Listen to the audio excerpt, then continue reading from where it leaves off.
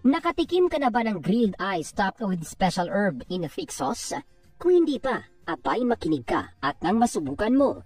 Ito ngayon ang kinababaliwan ng mga tao sa Nanxiang, Jiangxi Province sa China. Kaya kaliwat kanan ang mga street food stall na nagbibenta nito.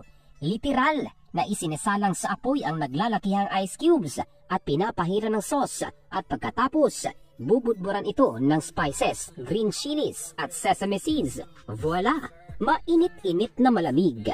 Ayon sa mga local Chinese news reports, ang kakaibang street food ay nagsimula lamang sa biruan ngunit may ibang mga customer na sineryoso at nagustuhan.